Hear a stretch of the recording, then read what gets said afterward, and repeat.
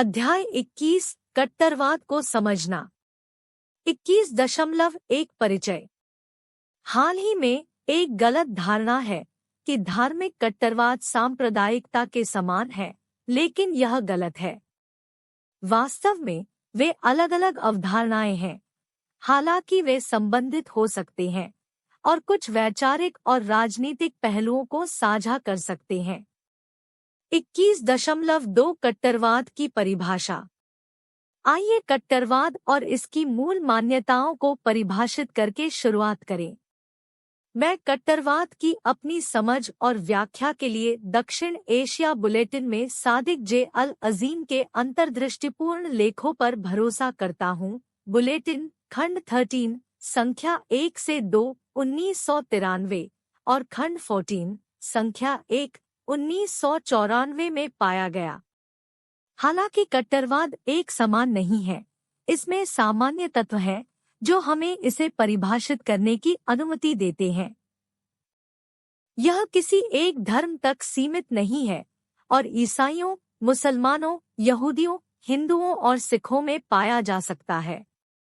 हालांकि इसका प्रचलन ऐतिहासिक कारकों, समय, स्थान और विभिन्न धर्मों की संरचना के कारण भिन्न होता है।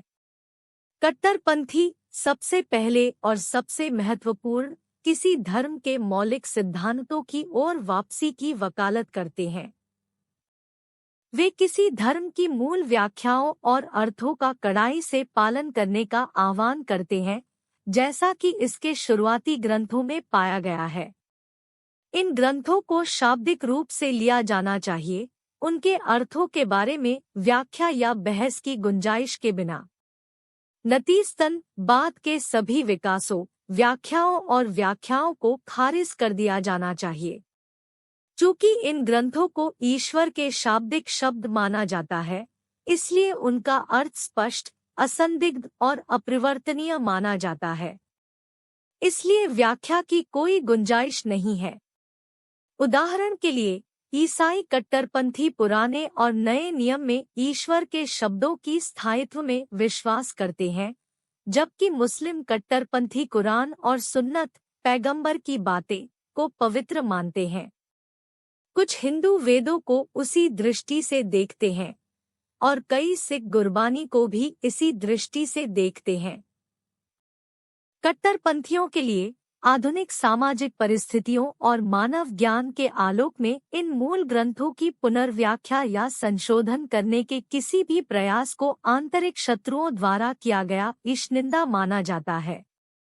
इसके अतिरिक्त इन ग्रंथों को प्रतीकात्मक या रूपक के रूप में देखने का कोई भी प्रयास विधर्म से भी बदतर माना जाता है। दूसरे कट्टरपंथियों का मानना है कि जीवन के हर पहलू को मूल ग्रंथों में पाई गई सच्ची धार्मिक शिक्षाओं द्वारा निर्देशित किया जाना चाहिए। वे इस बात पर जोर देते हैं कि भगवान के शब्दों और कानूनों को समाज, अर्थव्यवस्था, सरकार, संस्कृति और एक आस्तिक के व्यक्तिगत और घरेलू जीवन के सभी पहलुओं की नींव के रूप में काम करना चाहिए। इस बिंदु को स्पष्ट करने के लिए गैरी नॉर्थ, एक अमेरिकी कट्टरपंथी, का दावा है कि बाइबल आर्थिक मामलों, पारिवारिक गतिशीलता, राजनीति, कानूनी चिंताओं, स्वास्थ्य देखभाल और जीवन के अन्य सभी पहलुओं सहित सभी समकालीन मुद्दों का समाधान प्रदान करती है। इसी तरह न्यायाधीश अब्दुल जावेद यासीन आधुनिक धर्मनिरपेक्ष विचार को खारिज करते हैं कि धर्म केवल किसी व्यक्ति के आध्यात्मिक जीवन से संबंधित है। उनका तर्क है कि धर्म को जीवन के एक ही पहलू जैसे अनुष्ठान और आध्यात्मिकता तक सीमित करना गलत है। उनके अनुसार धर्म जीवन के कई पहलुओं में से एक या कई अन्य पहलुओं में से एक विशिष्ट आवश्यकता नहीं है। इसके बजाय यह ईश्वरीय मार्गदर्शन है जिसके द्वारा व्यक्तियों और समुदायों को अपने आर्थिक, सामाजिक, राजनीतिक, विधायी, मनोवैज्ञानिक, आंतरिक, बाहरी और किसी भी अन्य मामलों को नियंत्रित करना चाहिए। एक मुस्लिम कट्टरपंथी इस विचार को यह कहकर व्यक्त करता है कि ईश्वर का अंतिम धर्म किसी भी समाज के लिए, किसी भी स्थान पर, किसी भी समय और जीवन के सभी क्षेत्रों में आवश्यक सभी कानूनों को शामिल करता है। नतीजतन कट्टरपंथी बहुलवाद के विचार को पूरी तरह से खारिज कर देते हैं, जो बताता है कि कई देवता, कई नैतिकताएं और कई कानून हैं। 21.3 राजनीति, धर्म और शिक्षा। कट्टरपंथी विशेष रूप से धर्म को राजनीति और राज्य से अलग रखने के विचार को चुनौती देते हैं। उनका मानना है कि यदि ईश्वर ही सर्वोच्च सत्ता है, तो राजनीतिक शासन भी उसी के अधिकार क्षेत्र में आना चाहिए। यह उन्हें यह तर्क देने के लिए प्रेरित करता है कि राज्य को एक धर्मतंत्र होना चाहिए। इसके अलावा कट्टरपंथी शिक्षा पर धार्मिक नियंत्रण पर जोर देते हैं। वे चाहते हैं कि धार्मिक शिक्षाएं स्कूल और कॉलेज के पाठ्यक्रमों का केंद्रीय हिस्सा बने और वे ऐसी किसी भी शिक्षा का विरोध करते हैं जो उनकी मान्यताओं के विरुद्ध हो। इसका एक उल्लेखनीय उदाहरण पोप पायस IX का 1864 का विश्वपत्र the syllabus of modern errors है, जिसमें इस विचार की कड़ी निंदा की गई थी कि नागरिक कानून को माता-पिता के अधिकारों और उनके बच्चों की शिक्षा पर नियंत्रण निर्धारित करना चाहिए। जिन लोगों ने युवा शिक्षा से कैथोलिक चर्च के प्रभाव को हटाने की मांग की, उनकी कड़ी आलोचना की गई। कट्टरपंथी राज्य संचालित या राज्य समर्थित स्कूलों का बहिष्कार करने और उनकी जगह पारंपरिक धार्मिक शिक्षाओं का पालन करने वाले संस्थानों को स्थापित करने के विचार को बढ़ावा देते हैं। कुछ लोग यह भी तर्क देते हैं कि धार्मिक ग्रंथों को पढ़ने या व्यावहारिक रोजमर्रा के मामलों के लिए केवल बुनियादी स्तर की शिक्षा आवश्यक है। कट्टरपंथी विशेष रूप से इस बात पर जोर देते हैं कि सभी कानून प्रारंभिक या मूलभूत धार्मिक ग्रंथों में निहित होने चाहिए। उदाहरण के लिए मुस्लिम कट्टरपंथी मांग करते हैं कि सभी कानून कुरान और सुन्नत से लिए जाएं। वे प्राचीन दंड संहिताओं पर जोर देते हैं, जिनमें अंगभंग, पत्थरबाजी, सार्वजनिक कोड़े मारने जैसी गंभीर सजाएं और कई प्रकार के अपराधों के लिए मौत की सजा शामिल है, जिनमें से कुछ को मामूली माना जा सकता है।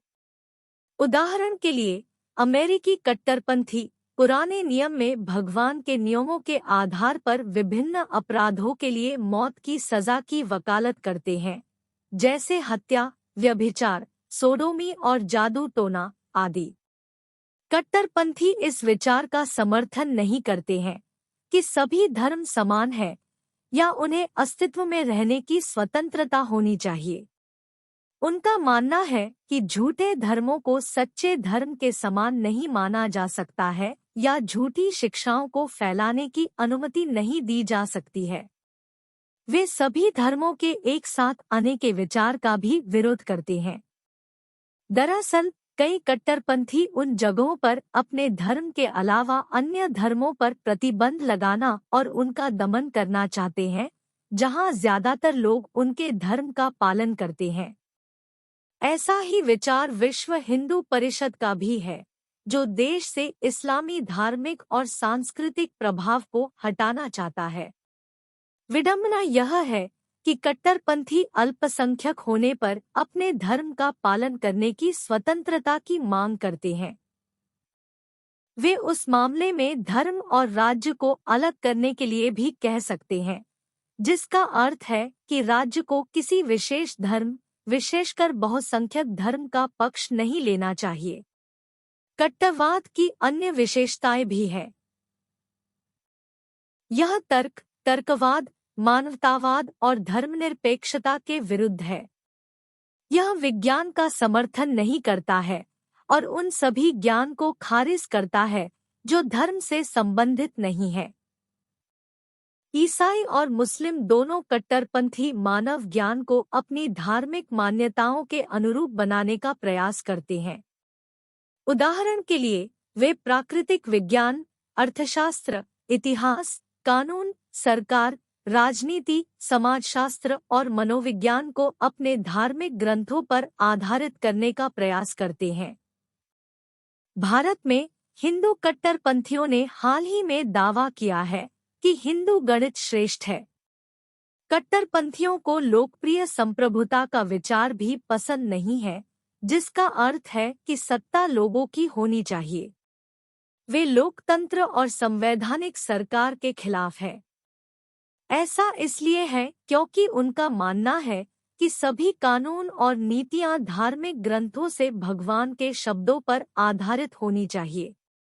यदि सब कुछ ईश्वर से आता है, तो शासन करने के तरीके के बारे में निर्णय लेने के लिए संविधान या लोगों की कोई आवश्यकता नहीं है। बॉक्स 21.1 सच्चे विश्वासी। केवल एक ही समूह हो सकता है, ईश्वर की पार्टी या सच्चे विश्वासियों की पार्टी। आमतौर पर कट्टरपंथी आधुनिक विज्ञान, तर्क और प्रगति की अवधारणा जैसे ज्ञानोदय के मूल विचारों और सिद्धांतों की आलोचना करते हैं। वे अक्सर ऐसा करते हैं क्योंकि इन अवधारणाओं को पश्चिमी माना जाता है। ईसाई कट्टरपंथियों के मामले में वे भी इन विचारों पर आपत्ति करते हैं क्योंकि वे उन्हें बुतपरस्त मूल के रूप में देखते हैं और विश्वास से स्वतंत्र होने का दावा करते हैं। सांप्रदायिकता पर चर्चा करने से पहले मैं कुछ महत्वपूर्ण बिंदुओं का उल्लेख करना चाहता हूं, परंतु अधिक विस्तार में न जाकर। कट्टरवाद मजबूत धार्मिक विश्वास, धार्मिकता, धार्मिक रूढ़िवाद या किसी के धर्म की मूल मान्यताओं और मूल्यों के पालन के समान नहीं है। धार्मिक रूढ़िवादी व्यक्ति दूसरों की मान्यताओं के प्रति असहिष्णुता नहीं दिखाते हैं। उदाहरण के लिए, अपने ही देश में सूफियों और वैष्णवों के बीच दूसरों की मान्यताओं के प्रति दृढ़ आस्था और खुलेपन पर विचार करें। इसके विपरीत, अपने स्वयं के धर्मों के कट्टरपंथी सूफियों और वैष्णवों दोनों को त्रुटि के अभ्यासी के रूप में लेबल करेंगे। 21.5 सांप्रदायिकता को परिभाषित करना। सांप्रदायिकता को परिभाषित करने के लिए हम आधुनिक भारत में इसके विकास को देखकर एक ऐतिहासिक दृष्टिकोण अपनाएंगे। भारत में सांप्रदायिकता 3 चरणों से गुजरी, प्रत्येक ने अपनी अपनी परिभाषा प्रस्तुत की और अगले चरण में प्रवाहित हुई। पहला चरण 19वीं सदी के अंत में उभरा। इस समय यह धारणा उत्पन्न हुई कि भारत में एक ही धर्म के लोग न केवल अपनी धार्मिक मान्यताओं को साझा करते हैं, बल्कि कुछ राजनीतिक, आर्थिक, सामाजिक और सांस्कृतिक हितों को भी साझा करते हैं। इस विचार ने इस धारणा को जन्म दिया कि भारत में हिंदू, मुस्लिम, सिख और ईसाई अलग-अलग समुदाय थे और भारतीय राष्ट्र इन अलग-अलग समूहों द्वारा बनाया गया था। प्रत्येक समुदाय के अपने नेता थे, जैसे हिंदू और मुस्लिम नेता, जो अपने समुदायों के हितों की वकालत करते थे और उनका बचाव करते थे।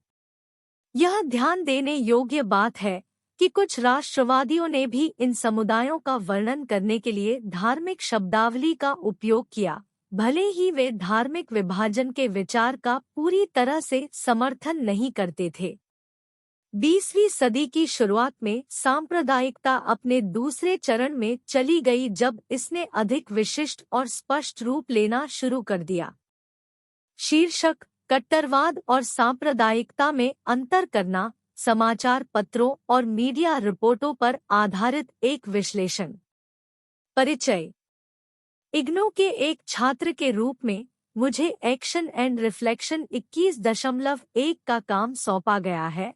मैंने अखबार और मीडिया रिपोर्टों के विश्लेषण के माध्यम से कट्टरवाद और सांप्रदायिकता के जटिल मुद्दों पर गहराई से विचार किया है। ये दोनों घटनाएं हालांकि कभी-कभी एक दूसरे के लिए उपयोग की जाती हैं, इनकी अलग-अलग विशेषताएं और परिणाम होते हैं। यह रिपोर्ट विश्वसनीय स्रोतों से प्राप्त जानकारी के आधार पर कट्टरवाद और सांप्रदायिकता के बीच अंतर करने का प्रयास करती है। कट्टरवाद को समझना। कट्टरवाद एक धार्मिक, राजनीतिक या वैचारिक विश्वास प्रणाली है जो किसी विशेष सिद्धांत के मौलिक सिद्धांतों का कड़ाई से पालन करती है। इसमें अक्सर पवित्र ग्रंथों की शाब्दिक व्याख्या और एक कठोर, समझौता न करने वाला रुख शामिल होता है। अपने शोध में मैंने पाया कि कट्टरवाद दुनिया भर के मीडिया में चिंता और चर्चा का विषय रहा है, अक्सर धार्मिक अतिवाद और कट्टरपंथ के संबंध में। धार्मिक कट्टरवाद, समाचार पत्रों की रिपोर्टें अक्सर धार्मिक कट्टरवाद को उजागर करती हैं, खासकर मध्य पूर्व और दक्षिण एशिया जैसे क्षेत्रों में। आईएसआईएस और अलकायदा जैसे समूहों ने इस्लाम की सख्त व्याख्या के लिए सुर्खियां बटोरी, जिससे हिंसा की घटनाएं हुई। इसी तरह हिंदू कट्टरवाद, जो अक्सर भारत में चरमपंथी संगठनों से जुड़ा होता है, मीडिया के ध्यान का केंद्र रहा है, खासकर सांप्रदायिक तनाव से संबंधित मामलों में। राजनीतिक कट्टरवाद, मीडिया रिपोर्टें राजनीतिक कट्टरवाद पर भी प्रकाश डालती है, जो धार्मिक सीमाओं से परे है। इसमें सुदूर दक्षिणपंथी और सुदूर वामपंथी विचारधाराएं शामिल हैं, जो अपने सिद्धांतों का कठोरता से पालन करती है। ऐसी कट्टरपंथी विचारधाराएं दुनिया के विभिन्न हिस्सों में बढ़ रही है, जिससे राजनीतिक ध्रुवीकरण और सामाजिक अशांति पैदा हो रही है। पर्यावरण कट्टरवाद, हाल के वर्षों में मीडिया ने पर्यावरणीय कट्टरवाद के उदय को कवर किया है, जहां कार्यकर्ता या समूह पर्यावरणीय मुद्दों पर समझौता न करने वाले रुख अपनाते हैं। उनके कार्य हालांकि धार्मिक या राजनीतिक प्रकृति के नहीं हैं, सामाजिक सद्भाव और आर्थिक स्थिरता को बाधित कर सकते हैं। सांप्रदायिकता को समझना। दूसरी ओर, सांप्रदायिकता एक सामाजिक और राजनीतिक घटना है, जो एक विशेष समुदाय के हितों और पहचान पर केंद्रित होती है, जो अक्सर धर्म या जातीयता पर आधारित होती है। सांप्रदायिकता अंतरसमूह तनाव और संघर्ष को जन्म दे सकती है, और मीडिया रिपोर्टें अक्सर सांप्रदायिक हिंसा और कलह की घटनाओं को उजागर करती है। धार्मिक सांप्रदायिकता, उदाहरण के लिए भारत में मीडिया रिपोर्टें अक्सर धार्मिक सांप्रदायिकता पर केंद्रित होती है, जहां विभिन्न धार्मिक समुदायों, विशेष रूप से हिंदू और मुसलमानों के बीच तनाव बढ़ गया है। ये तनाव अक्सर राजनीतिक हितों से प्रेरित होते हैं, और इसके परिणामस्वरूप हिंसा, भेदभाव और समुदायों का विस्थापन हो सकता है। जातीय सांप्रदायिकता, दुनिया के अन्य हिस्सों में जातीय सांप्रदायिकता चिंता का कारण रही है। इसे रवांडा में हुतस और तुत्सी जैसे विभिन्न जातीय समूहों के बीच संघर्ष में देखा जा सकता है। मीडिया इन संघर्षों और उनके अंतर्निहित कारणों पर रिपोर्टिंग में महत्वपूर्ण भूमिका निभाता है। कट्टरवाद और सांप्रदायिकता में अंतर करना। विश्वास का आधार। कट्टरवाद विशिष्ट मान्यताओं के कड़ाई से पालन में निहित है, चाहे वह धार्मिक, राजनीतिक या वैचारिक हो। दूसरी ओर, सांप्रदायिकता एक विशेष समुदाय की पहचान और हितों पर केंद्रित होती है, जो अक्सर धर्म या जातीयता पर आधारित होती है। संघर्ष की प्रकृति। कट्टरवाद वैचारिक मतभेदों पर आधारित संघर्षों को जन्म देता है, जबकि सांप्रदायिकता सांप्रदायिक या समूह पहचान में निहित संघर्षों को जन्म देती है। दायरा। कट्टरवाद धार्मिक, राजनीतिक या वैचारिक हो सकता है, जबकि सांप्रदायिकता मुख्य रूप से सांप्रदायिक या समूह पहचान पर केंद्रित होती है। लक्ष्य। कट्टरपंथी समूह अक्सर अपनी मान्यताओं या विचारधाराओं को व्यापक समाज पर थोपना चाहते हैं। हालांकि सांप्रदायिक समूह मुख्य रूप से अपने समुदाय के हितों की रक्षा करना चाहते हैं। कट्टरवाद। कट्टरवाद में अक्सर कट्टरवाद शामिल होता है, जहां व्यक्ति या समूह अपने लक्ष्यों को प्राप्त करने के लिए अत्यधिक उपायों का सहारा लेते हैं। हालांकि सांप्रदायिकता हिंसा को जन्म दे सकती है, लेकिन यह स्वाभाविक रूप से उसी तरह से कट्टरपंथी नहीं है। परिणाम और प्रभाव।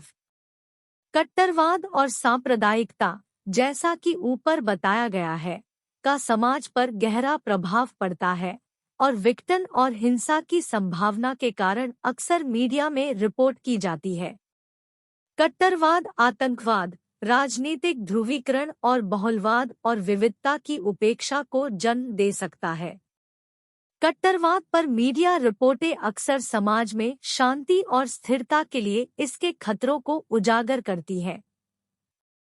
दूसरी ओर, सांप्रदायिकता के परिणामस्वरूप अंतरसमूह तनाव, हिंसा और भेदभाव हो सकता है।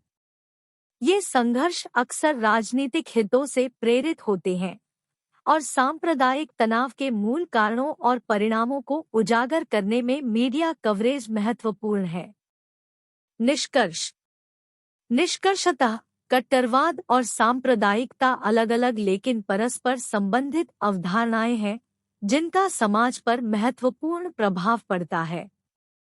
समाचार पत्रों और मीडिया रिपोर्टों के मेरे विश्लेषण के आधार पर यह स्पष्ट है कि कट्टरवाद मान्यताओं के कड़ाई से पालन में निहित है और धार्मिक, राजनीतिक और पर्यावरणीय सहित विभिन्न रूपों में प्रकट हो सकता है। दूसरी ओर, सांप्रदायिकता एक विशेष समुदाय की पहचान और हितों पर केंद्रित होती है, जो अक्सर धर्म या जातीयता पर आधारित होती है। आज समाज जिन चुनौतियों का सामना कर रहा है, उनकी सूक्ष्म समझ के लिए इन अवधारणाओं के बीच अंतर करना महत्वपूर्ण है। ऐसी समझ के माध्यम से ही हम विविध दुनिया में सहिष्णुता, शांति और सद्भाव को बढ़ावा देने की दिशा में काम कर सकते हैं। मीडिया रिपोर्टें जागरूकता बढ़ाने और इन मुद्दों को संबोधित करने में आवश्यक उपकरण के रूप में काम करती हैं, जिससे जनता और नीति निर्माताओं दोनों के लिए सूचित रहना और उचित कार्रवाई करना अनिवार्य हो जाता है।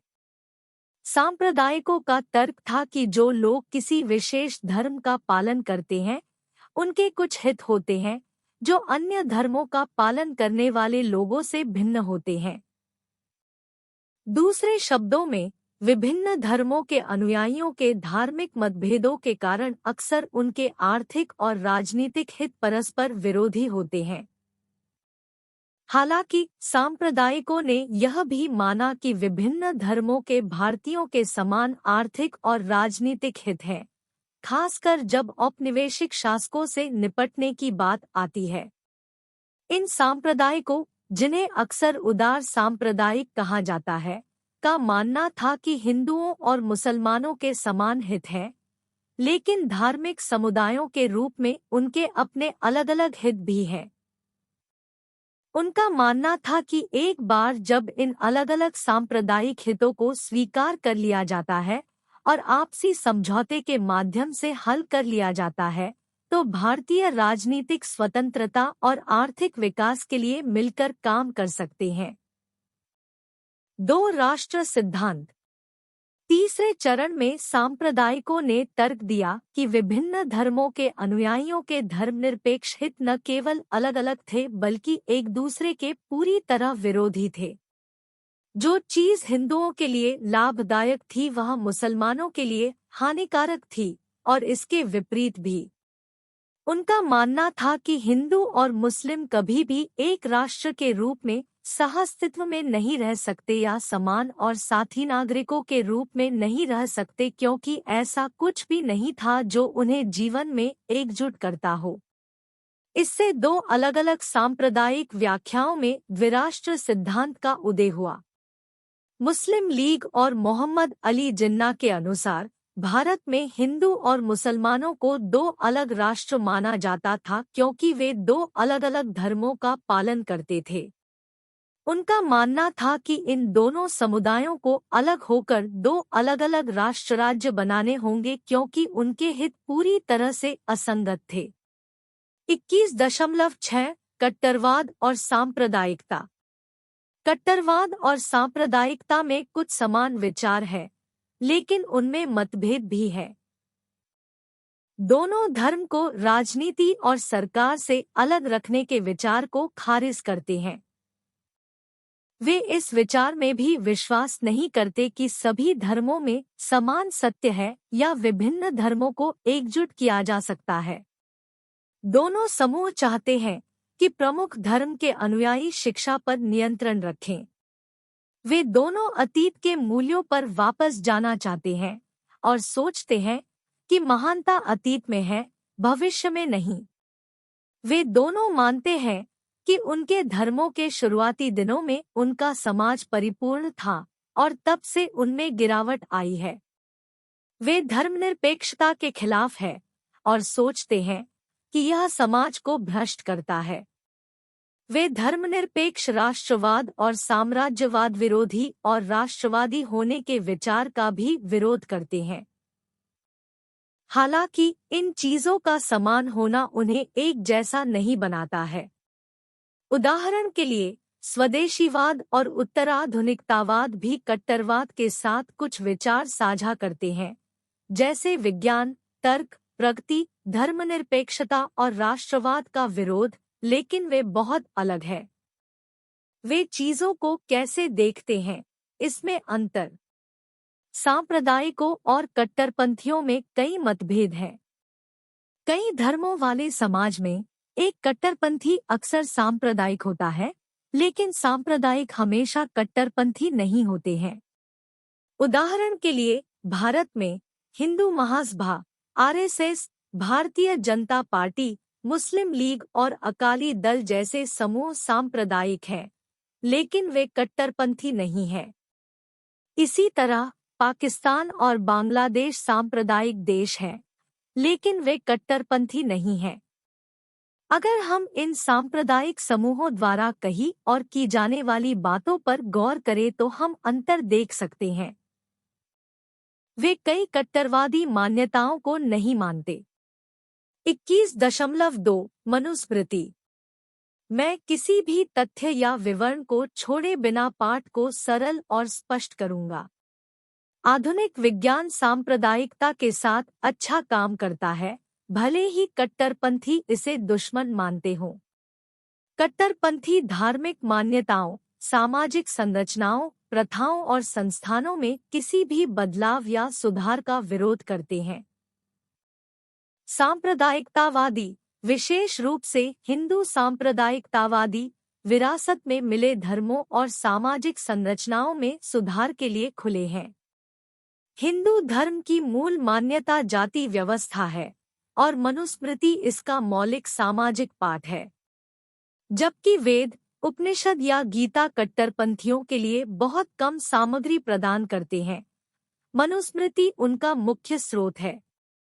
अजीब बात है कि कुछ हिंदू सांप्रदायिक लोग इसका या जाति व्यवस्था का कट्टरपंथी तरीके से समर्थन करते हैं। कुछ जिद्दी पुजारियों को छोड़कर अधिकांश हिंदू सांप्रदायिक आज जाति व्यवस्था का बचाव नहीं करते हैं या मनुस्मृति का पालन नहीं करते हैं। कट्टरपंथियों का लक्ष्य धार्मिक, सामाजिक, सांस्कृतिक, कानूनी और राजनीतिक प्रथाओं सहित प्राचीन अतीत को पुनर्जीवित करना है। हालांकि सांप्रदायिक लोग अक्सर विचारधारा या पुरानी यादों के लिए अतीत की ओर देखते हैं, लेकिन आधुनिक दुनिया पर ध्यान केंद्रित करते हैं। धर्म को लेकर कट्टरवादी और संप्रदायवादी एक जैसे लगते हैं, लेकिन हकीकत अलग है। कट्टरपंथी गहरे धार्मिक होते हैं और उनकी पूरी विचारधारा धर्म के इर्द-गिर्द घूमती है। वे राज्य, समाज और व्यक्तियों के जीवन को धर्म पर आधारित करना चाहते हैं। दूसरी ओर सांप्रदायिक लोग विशेष रूप से धार्मिक नहीं हैं। वे राजनीतिक उद्देश्यों के लिए धार्मिक पहचान का उपयोग करते हैं। एक सांप्रदायिक राज्य जरूरी नहीं कि धार्मिक हो।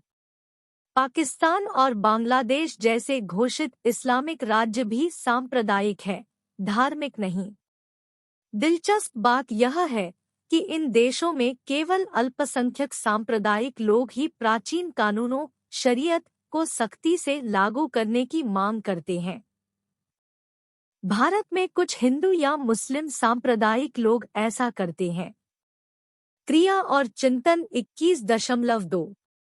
धर्म के संदर्भ में कट्टरवाद और सांप्रदायिकता के बारे में कुछ जानकार लोगों से बात करें। अपने निष्कर्षों को नोट करें और फिर उपरोक्त 21.6 से तुलना करें। शीर्षक: धर्म के संदर्भ में कट्टरवाद और सांप्रदायिकता। इग्नू इंदिरा गांधी राष्ट्रीय मुक्त विश्वविद्यालय के छात्र के रूप में मुझे धर्म से संबंधित कट्टरवाद और सांप्रदायिकता के बारे में जानकार व्यक्तियों के साथ शोध और बातचीत करने का काम सौंपा गया था। इस पेपर में मैं अपने निष्कर्ष प्रस्तुत करूंगा और फिर कट्टरवाद और सांप्रदायिकता का तुलनात्मक विश्लेषण प्रदान करूंगा। कट्टरवाद पर निष्कर्ष। धर्म के संदर्भ में कट्टरवाद की विशेषता धार्मिक विश्वास प्रणाली के मूलभूत सिद्धांतों या बुनियादी सिद्धांतों का कड़ाई से पालन करना है। अपनी बातचीत के माध्यम से मुझे कट्टरवाद के कई प्रमुख पहलू मिले। धार्मिक ग्रंथों की शाब्दिक व्याख्या। जिन लोगों से मैंने बात की उनमें से कई लोगों ने धार्मिक ग्रंथों की शाब्दिक अर्थ में व्याख्या करने के महत्व पर जोर दिया। उनका मानना है कि धर्मग्रंथ अचूक है और बिना किसी सवाल के उनका पालन किया जाना चाहिए। यह अक्सर धार्मिक शिक्षाओं की एक कठोर समझ की ओर ले जाता है।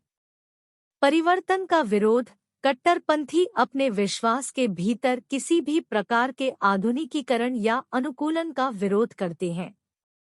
वे नवाचार या धार्मिक सिद्धांतों की पुनर्व्याख्या को विधर्मी मानते हैं और यह प्रतिरोध कभी-कभी व्यापक समाज से अलगाव का कारण बन सकता है। विशिष्टता। कट्टरपंथी समूह अक्सर अपने धर्म की सच्ची व्याख्या के एकमात्र प्रतिनिधि होने का दावा करते हैं। वे अन्य संप्रदायों या विश्वासों की निंदा कर सकते हैं, जिससे धार्मिक विशिष्टता पैदा होती है और कभी-कभी अलग-अलग विश्वास रखने वालों के प्रति असहिष्णुता होती है। नैतिक रूढ़िवाद। कट्टरवाद अक्सर सख्त नैतिक संहिताओं और रूढ़िवादी मूल्यों से जुड़ा होता है। इन संहिताओं से विचलन को अनैतिक माना जाता है और सभी अनुयायियों से इसका पालन अपेक्षित है। राजनीतिक जुड़ाव। कुछ कट्टरपंथी समूह अपनी धार्मिक मान्यताओं और मूल्यों को आगे बढ़ाने के लिए राजनीतिक रूप से सक्रिय हो जाते हैं। वे धार्मिक सिद्धांतों की अपनी व्याख्या के आधार पर सरकारी नीतियों को प्रभावित करने या यहाँ तक कि एक धार्मिक राज्य स्थापित करने की कोशिश कर सकते हैं। सांप्रदायिकता पर निष्कर्ष। दूसरी ओर, सांप्रदायिकता एक ऐसी घटना है जिसमें धार्मिक पहचान सामाजिक और राजनीतिक संगठन के लिए प्राथमिक कारक बन जाती है। अपनी चर्चाओं में मैंने सांप्रदायिकता के निम्नलिखित पहलुओं को उजागर किया। धार्मिक आधार पर विभाजन। सांप्रदायिकता अक्सर धार्मिक आधार पर समाज के विभाजन की ओर ले जाती है। लोग खुद को मुख्य रूप से अपने धार्मिक समुदाय के साथ पहचानते हैं, जिससे अंतरसमूह तनाव और संघर्ष हो सकता है। हम बनाम वे मानसिकता। सांप्रदायिकता हम बनाम वे मानसिकता को बढ़ावा देती है, जहां किसी के अपने धार्मिक समुदाय को श्रेष्ठ माना जाता है और दूसरों को संदेह या शत्रुता की दृष्टि से देखा जाता है। इसके परिणामस्वरूप भेदभाव, पूर्वाग्रह और हिंसा हो सकती है। राजनीतिक हेरफेर। चुनावी लाभ के लिए राजनेताओं द्वारा कभी-कभी सांप्रदायिक भावनाओं का शोषण किया जाता है। वे मतदाताओं का ध्रुवीकरण करने और विशेष धार्मिक समुदायों से समर्थन हासिल करने के लिए धार्मिक पहचान का उपयोग कर सकते हैं। ऐतिहासिक प्राथमिकता। सांप्रदायिकता की जड़ें अक्सर ऐतिहासिक होती हैं, जहां धार्मिक समूहों के बीच अतीत के संघर्ष या शिकायतें पीढ़ियों तक बनी रहती हैं, जिससे विभाजन और गहरा होता है। सामाजिक विखंडन। सांप्रदायिकता समाज के विखंडन का कारण बन सकती है, जिससे विभिन्न धार्मिक पृष्ठभूमि के लोगों के लिए शांतिपूर्वक सहअस्तित्व में रहना मुश्किल हो जाता है। इससे सामाजिक एकता और विकास में बाधा आ सकती है। तुलनात्मक विश्लेषण। कट्टरवाद और सांप्रदायिकता हालांकि अलग-अलग अवधारणाएं हैं, कुछ समानताएं और अंतर संबंध साझा करते हैं। धार्मिक पहचान। कट्टरवाद और सांप्रदायिकता दोनों ही धार्मिक पहचान में गहराई से निहित है। कट्टरपंथी अपनी धार्मिक मान्यताओं पर जोर देते हैं, जबकि सांप्रदायिक लोग अपने धार्मिक समुदाय के इर्द-गिर्द संगठित होते हैं और पहचान करते हैं। परिवर्तन का विरोध। कट्टरपंथी और सांप्रदायिक दोनों ही परिवर्तन और आधुनिकीकरण का विरोध करते हैं, अक्सर परंपरा और धार्मिक मानदंडों के सख्त पालन को महत्व देते हैं। विशिष्टता और विभाजन। दोनों ही समाज के भीतर विशिष्टता और विभाजन को जन्म दे सकते हैं। कट्टरपंथी खुद को अन्य धार्मिक समूहों से अलग कर सकते हैं, जबकि सांप्रदायिकता के परिणामस्वरूप अक्सर अंतरसमूह तनाव और संघर्ष होता है। राजनीतिक जुड़ाव। कुछ मामलों में कट्टरपंथी और सांप्रदायिक दोनों समूह अपने धार्मिक एजेंडे को आगे बढ़ाने के लिए राजनीतिक रूप से सक्रिय हो सकते हैं, जिससे कभी-कभी धार्मिक विश्वास और राजनीतिक शक्ति का अंतर्संबंध हो जाता है। समाज पर प्रभाव। कट्टरवाद और सांप्रदायिकता दोनों का समाज पर गहरा प्रभाव पड़ सकता है। वे सामाजिक सद्भाव में बाधा डाल सकते हैं, भेदभाव में योगदान दे सकते हैं और यहाँ तक कि हिंसा भी भड़का सकते हैं। निष्कर्षतः धर्म के संदर्भ में कट्टरवाद और सांप्रदायिकता महत्वपूर्ण घटनाएं हैं। कट्टरवाद की विशेषता धार्मिक बुनियादी सिद्धांतों का कड़ाई से पालन करना है, जबकि सांप्रदायिकता धार्मिक पहचान के आधार पर समाज के संगठन और विभाजन पर केंद्रित है। हालांकि ये अवधारणाएं अलग-अलग हैं, फिर भी उनमें कई सामान्य विशेषताएं हैं और वे उन समाजों पर पर्याप्त प्रभाव डाल सकती हैं जहां वे जड़ें जमाती हैं। सामाजिक एकता और सद्भाव पर उनके संभावित नकारात्मक परिणामों को संबोधित करने और कम करने के लिए इन घटनाओं को समझना महत्वपूर्ण है। कट्टरपंथी ईसाई धर्म, इस्लाम या हिंदू धर्म को विश्व स्तर पर फैलाने की इच्छा रखते हैं। इसके विपरीत सांप्रदायिकतावादियों का लक्ष्य अपने समाज के भीतर अपने समुदाय को बढ़ावा देना है। हमारे देश में सांप्रदायिक लोग आवश्यक रूप से धार्मिक या कट्टरपंथी नहीं हैं। ए जिन्ना, लियाकत अली खान और फिरोज खान नून जैसे लोग बहुत धार्मिक नहीं थे। स्वतंत्रता पूर्व भारत में मुस्लिम सांप्रदायिकों में केवल मौलाना मौदूदी के अनुयायी ही कट्टरपंथी थे और दिलचस्प बात यह है कि उन्होंने भारत के विभाजन का विरोध किया था। कट्टरवाद और सांप्रदायिकता के लक्ष्य काफी भिन्न हैं। कट्टरपंथी अपने कार्यों का लक्ष्य मुख्य रूप से उन साथी विश्वासियों को निशाना बनाते हैं जो उनके विचार साझा नहीं करते हैं। दूसरी ओर सांप्रदायिक लोग आमतौर पर अपने से भिन्न धार्मिक समुदायों को निशाना बनाते हैं। सांप्रदायिकतावादियों और कट्टरपंथियों के बीच एक महत्वपूर्ण अंतर यह है कि सांप्रदायिकतावादी शायद ही कभी कट्टरपंथी विचारधाराओं को अपनाते हैं और उनका विरोध भी कर सकते हैं। वे अपने धार्मिक समूह के सदस्यों के बीच समुदाय और एकता की भावना को बढ़ावा देने के लिए हर संभव प्रयास करते हैं। यह राजनीतिक प्रभाव हासिल करने की एक शक्तिशाली रणनीति हो सकती है, खासकर लोकतांत्रिक व्यवस्था में। हालांकि कट्टरवाद अपने स्वभाव से विभाजन पैदा करता है और किसी धर्म के अनुयायियों को लगातार अलग करता है। इसके दो प्राथमिक कारण हैं। सबसे पहले, केवल कुछ ही व्यक्ति वास्तव में कट्टरपंथी प्रथाओं या मान्यताओं को अपना सकते हैं। दूसरा, कट्टरपंथी सच्चे धर्म की कठोर परिभाषाएं स्थापित करते हैं, जो अक्सर समावेशन के बजाय बहिष्करण की ओर ले जाती है।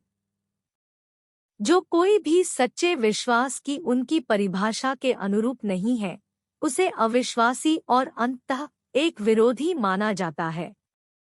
जब वे काफिरों को मिटाने की बात करते हैं, तो वे अक्सर उसी धर्म के भीतर अपने साथी विश्वासियों का उल्लेख करते हैं।